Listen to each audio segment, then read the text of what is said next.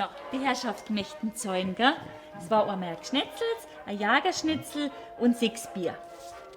Was? 6 Bier? Das kann ja jetzt nie nicht stimmen. Ja, wie viel hast denn du getrunken?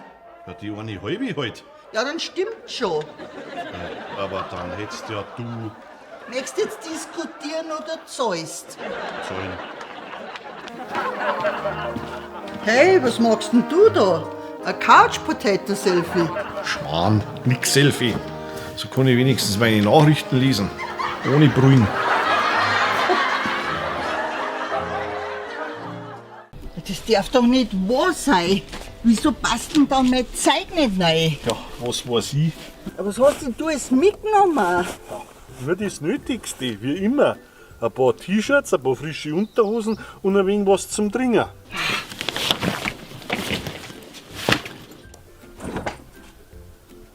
Ja, genau. Ja, da, schau her, daher weht der Wind. Nur das Nötigste. Da weiß man ja nie, ob wir da unten was Gescheites zum Trinken kriegen. Raus damit! Aber wenn wir noch verdursten, bist du schuld. Also, wenn du mich fragst, britscht's in 2 Minuten gewaltig. Meine Wetter-App sagt kein Ring. Ja, wenn dein Wetter-App sagt, kein Ring. Nein, rennt nicht. Überhaupt nicht. Ja.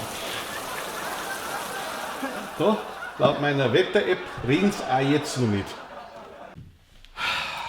Ich weiß nicht, hey. Was ist denn? Ah ja, die Fitnessarmband, nur das du mir zu Weihnachten geschenkt hast. Taugt's da nicht? Das Ding ist eher schädlich für meine Gesundheit als wir nützlich. Wie das?